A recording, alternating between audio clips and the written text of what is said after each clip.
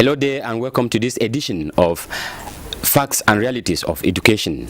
Here in Facts and Realities of Education, we diagnose educational issues to be able to bring to the awareness of the public issues that are affecting the progress of our educational system. Today in this program, we are going to look at the role of the parents in education. With me in the studio, we have two gentlemen, a parent and a teacher. You are welcome, sir. Thank you so much, Coordinator. I am pleased to be in the company of this house today. You are welcome, sir. The pleasure is all mine. Thank you very much. Thank you. Ladies and gentlemen, we dive straight away into our theme for today, which is the role of the parent in education.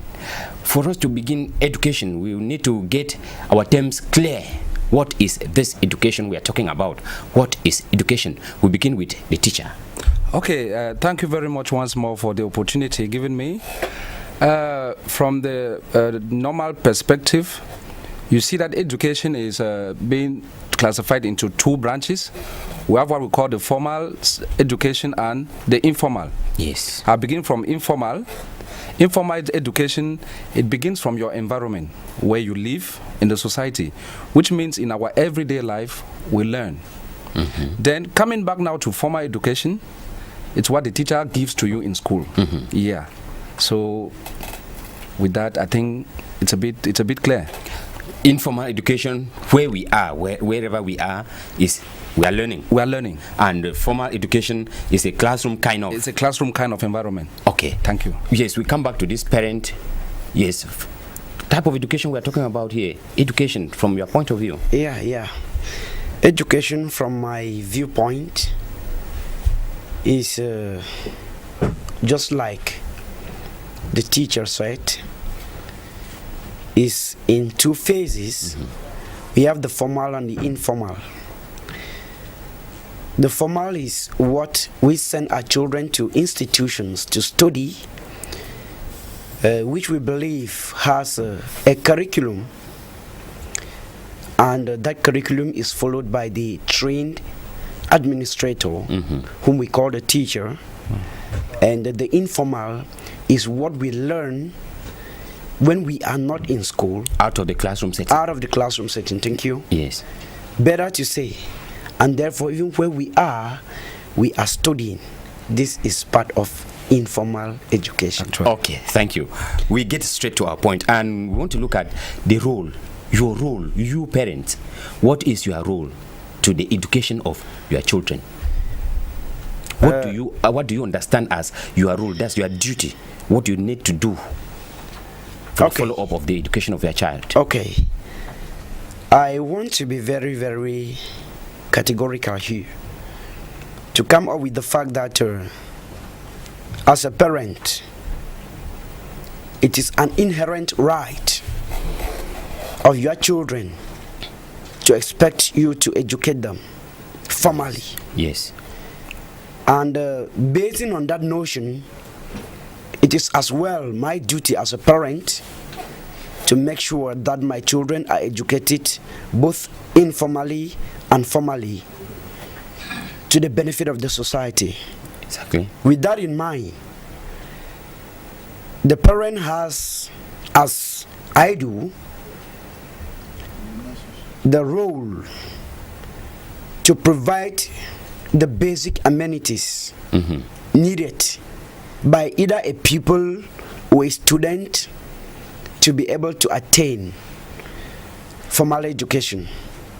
Okay. These amenities are numerous, among which we have payment of the school fee, yes, buying of exercise books and textbooks, buying of the school uniform, and then, most importantly, which so many parents to the group that I belong do neglect, is to follow up.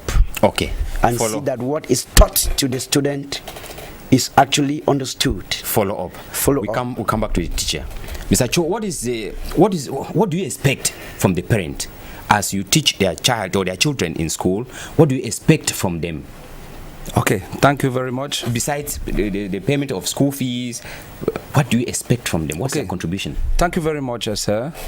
And I wish to appreciate my fellow parent because he said pertinent points. And just like a point of view or to call to the attention of parents, when they send their children to school, is to achieve education. And you know, the teacher cannot correctly or rightfully bring up a child without the support of a parent. What do I mean by this? You know, it's something like a to and fro movement. We give and we take, it goes and it comes back. If I play my role in class, I bring up a child, and at home you allow the child to fall out of the track, it's not going to be successful. Which means at home, a parent needs to help me to do my own job by putting the child on track. When the child comes back from school, you make sure the child has a program. And a parent, when you come back from work, we believe they are tired. When you say the program, what is the program you're talking of? Okay, what I mean by a program is this. Make your child to understand that when you come back from school at 3, maybe you have 15 minutes you eat. Maybe you have some other chores to at least perform at home. You fetch water. After that, maybe you take a rub down. You have a nap. When you get up now, you concentrate on your studies. I believe in that way it can be some sort of a success. And more to this is, if all parents could have my point of view, because before being a teacher, I'm equally a parent. Exactly. Yeah. If they could make it in a way that they limit the way their children, they watch TV programs. There are certain TV programs which are not good for children, like what we commonly know today as novellas. Yeah, like what I experienced the other day in my classroom. I was busy teaching, but I discovered some people's behind that were talking of it's Ruby. I just heard one say Ruby Meshans. My God. So if the parents can help us to at least follow up the children well at home, it's going to be very, very fine. And another point that I wish to add here is, when you train your children, you give them, because you see some children at their tender ages, they come to school with the sum of 1,500 francs, 2,000 francs, just to come and squander. Yes. In the name that my father gave me this to come and it's not good.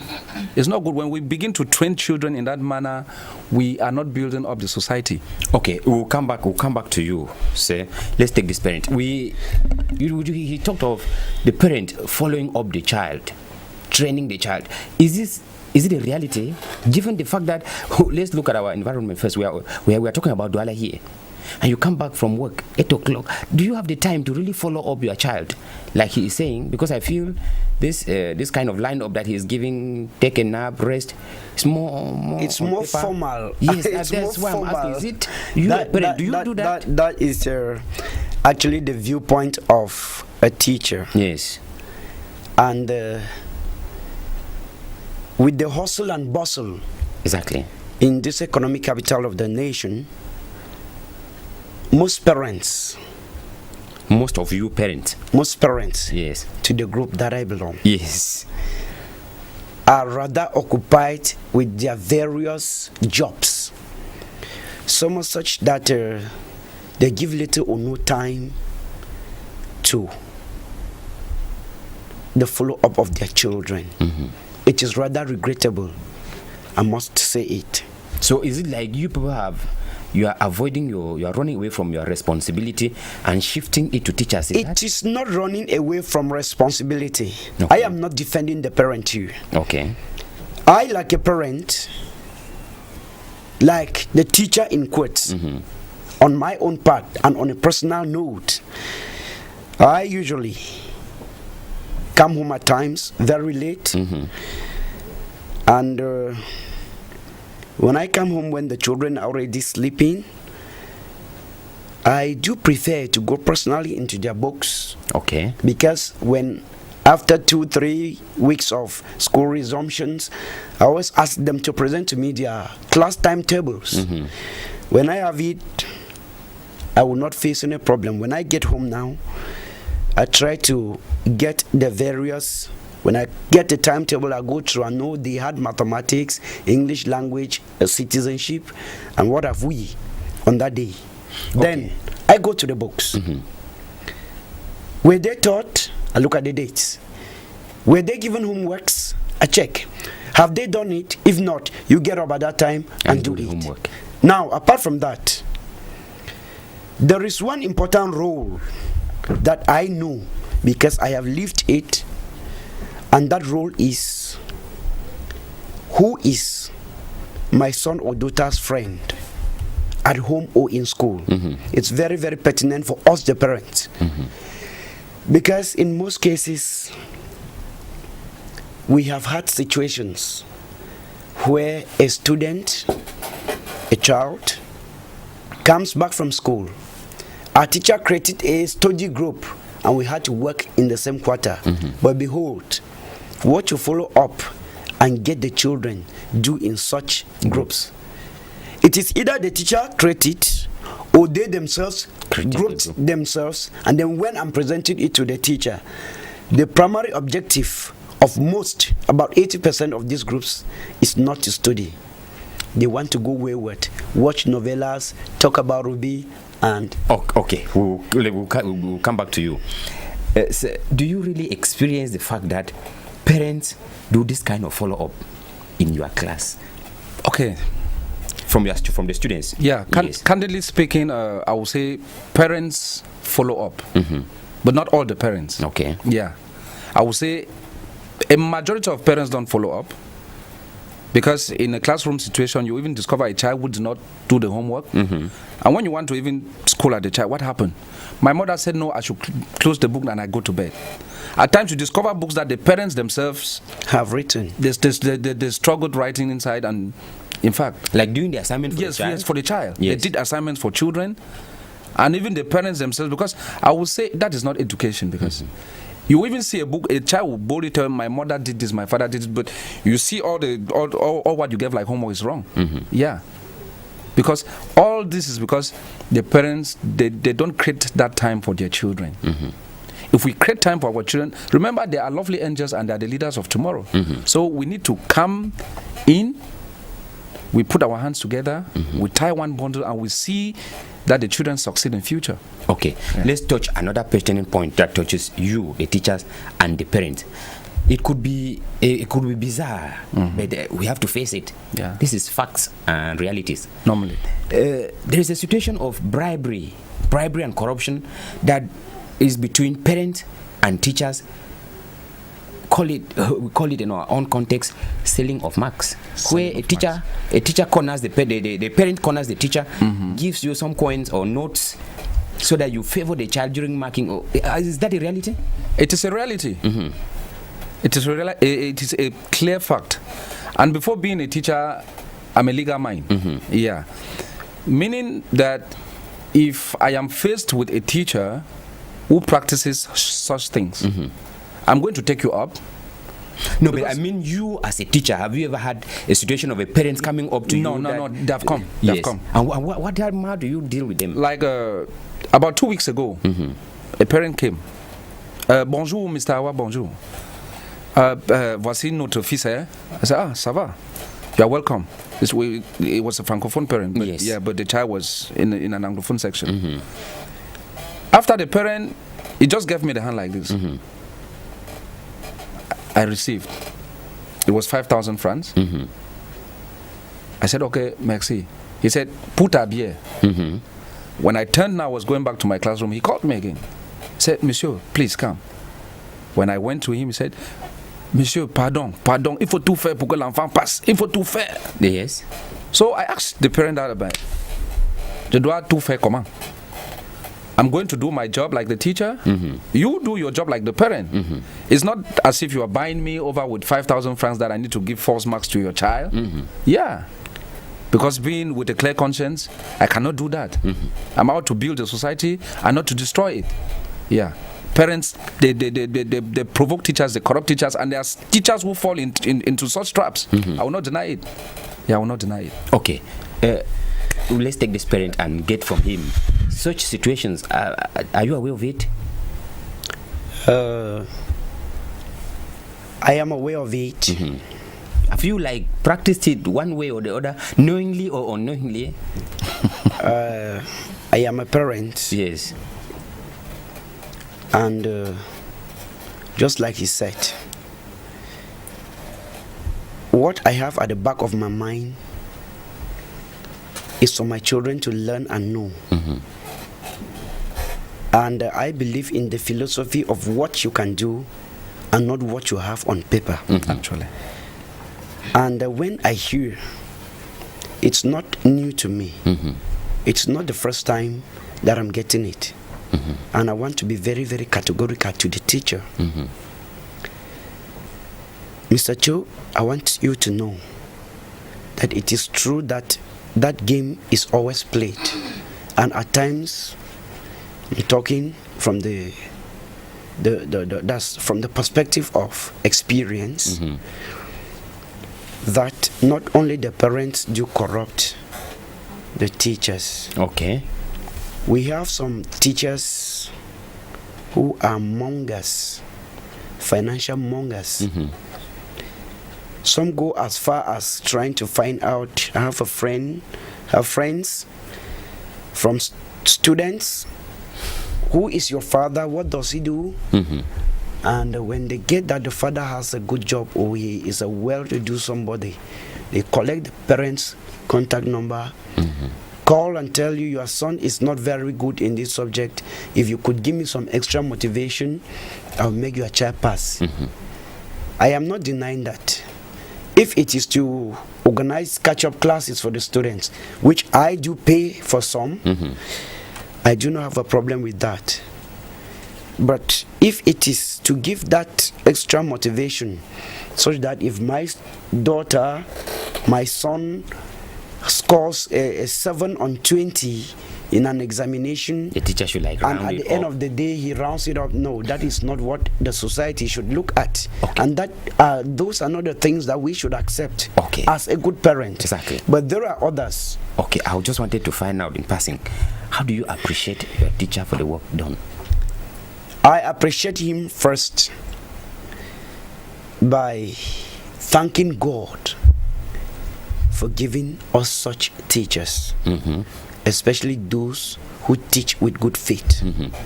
And that is why in our prayers, in my prayers at home, in church, in the society, I always pray for teachers, because I know that they are the mind molders of the leaders of tomorrow. There are situations, because I always like to know the teachers of my children one-on-one. There are instances where my child, maybe because of one or two things, fails to undertake a quiz, an evaluation, and then such a teacher, after explanations, administers another quiz. I appreciate them, and in most of those cases we give them tips. When I was going to school, I cannot forget what I read in philosophy, what one great philosopher wrote, Aristotle. A teacher can never be paid. A teacher can only be appreciated. Exactly. What we give to a teacher is not payment, it is appreciation, because knowledge can never be bought. So when at times I am moving about doing my own day-to-day activities, say I go to a bar to take a bottle of drink, I meet the teacher or I see him passing, I'll say, "Teacher, Mr. A, Mr. B, please come. Are you in a rush? Are you going to school? Are you occupied? Are you so busy? If not, please get a drink." If such a teacher is in a hurst and I had the goodwill to offer a drink to, I said, "All right, take this note, take these coins. You can buy your drink elsewhere, or you can buy savon for your house." Okay. Yeah, those are the kind of things. Mr. Cho, we come back expect. in his point. He raised something like the teacher collecting the parents' contact number to get in touch with the parent and to prepare for catch-up classes. Have you had the opportunity of like trying to request catch-up classes from parents? Okay, I appreciate his ideas like Yes. a parent, but there are certain moments that the parents misunderstand the teachers. Exactly. Yeah, because they send the children to us. They are no longer present with the children. When they go to work, the children are under our care. We might be faced with a situation where a child falls in class. Remember, when you send the children to school, we have patience amongst them. Yeah, exactly. A child can be faced with a difficulty, and if we don't have the parent's number, Yes. how are we going to do that? But is it not preferable that that number should be in the with the administrators rather than classroom teachers? I am coming back. Okay. So if you see it, because it can be so rapid, in a way that a teacher even asks the child, "Do you know your father's number?" If a child says yes, you give get the the number, number, you take the number, you just and call. call. Your child is being faced with a problem like this. Start coming. While the parent is on the way coming, we rush the child maybe to the school, pharmacy for first aid treatment. What my brother said, it is very, very true. There are teachers who ask for numbers when they discover that a child is from a wealthy family. You understand? As well as there are equally parents. I've been faced with such situations. A child comes to me, mon père dit que tu donnes ton numéro. Il va t'appeler pour que vous partez boire une bière. To me, when I get such things, I look at it like a first step to corruption. Yeah. So when it happens like that, I say no. No. But dear Papa qui vient, your father should come to school and see me, and we talk. Exactly. One-on-one. Yes. We should not make arrangements concerning your future in a bar. It should be at my job site. Okay. Yeah. You take Mr. Khan, look at do you have constant meetings between the parent and the school authorities, like you want to probe into the activities of the school? Do you also meet the school authorities? I want to think that in education is not one-sided. We have the Parent Teachers Association. We have certain instances. I have once faced with a situation in which I have been attending parent teachers meetings. Yeah, that's meeting with the administration, Yes, the and the teachers, and I've also faced a situation where it's a class teacher or a class master, so to say, convokes a meeting for parents of the children only in his class personally. I have had such opportunities, and apart from that, like the parents, I still regret that most of us do not have the patience to do that. Okay. When I follow up my children at home and I discover that there is a particular subject in which my child is not performing so well, I do create time and go to the institution to meet maybe with the administration, and if it's a coincidence that the teacher in question is on campus, I meet with him or her and try to actually find out what the situation is. At times we should not only lay the blame on the children, the teacher might also have a problem. Yes. Apart from that, there was something the teacher said about homeworks, that some parents do homeworks for their children. I, for one, I have done homework for my children, and I had a reason. I am not doing the homework for my child to write in his exercise book. That I cannot do. But I can do homework for my child when I get the book, and if it's a topic that I understand so well, running back memory lane to what I was taught in school and things like that. I actually take my child, and at times I repeat. I go through the book, repeat, ask questions, and at the end of the day, I bring the exercise. When the child brings the exercise, I ask, can you work it out? If yes, do it. If not, we work it out together.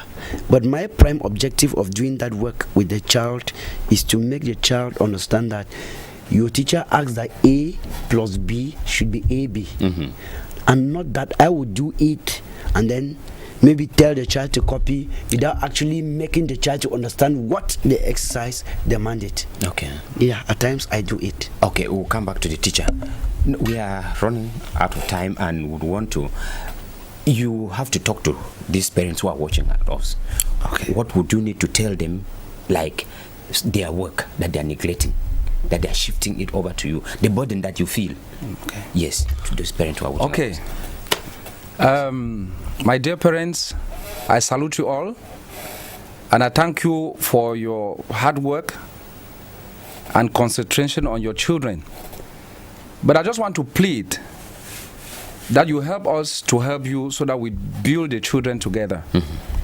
Create some time, you follow up the children at home so that we build a better future. And one last remark I will have is, we don't deny the fact that you don't look for a teacher who perform repetition classes at home. But don't just pick up any Tom, Dick, and Henry in the quartier because he speaks in French or in English, and you think that that person is a teacher. Yeah, because when we do our work in school, we teach the children, we place them on the right track. Those that you just pick from left and right in the quartier, they derail the children, and it makes the job to be so tedious. Yeah, so apart from that, I appreciate you all. Just the fact that you send a child to school, it means that you want Cameroon to be a better place. Thank you very much. Okay, we come back now on our point. There has been this problem of teachers not being able. Parents complain that teachers don't. You people focus more on the academic upbuilding of the child, forgetting the morals of that child. It is true, but in the Anglophone culture, I'm sorry to say this. In the Anglophone system of education, you see a child, when a child comes in the morning, he says good morning, say a male, a female. But with the Francophone system, a child just comes, bonjour monsieur, he sends the hand. That's lack of morals. Because in my classroom situation, I tell the children what you need to do in the morning with your parents, your elders, even in fact your environment. Yeah. So we don't forget about morals. So this moral decadence that we have in the society is like you parents, you are too occupied with your daily activities, your businesses, and forgetting your fundamental role. As he said, teaching begins wherever we are, because you are teachers too. It is true. It is because of the economic situation of our country. And apart from that, morality is inherent. And what I have come to know as what one writer wrote, that if I cannot forget, that was Francis Bacon. In one of his writings states that spending time with children is far more important than spending money on children. It's because when you stay closer to the children, like the informal education, you teach them how to behave in the society. And like a parent, I will like to call on other parents to also know that if we put God first, even the children, and a child who is God-fearing is morally upright. Thank you so much. Thank you, gentlemen. Thank you. Ladies and gentlemen, thank you for being there. We have come to the end of this edition of Facts and Realities of Education, and we are taking back that our take-home message is parents should be able to spend more time with their children than spending more money for their children. With that, we will be able to build the society that we all desire. Have a blessed day. Keep watching programs here at DBS Television. God bless you.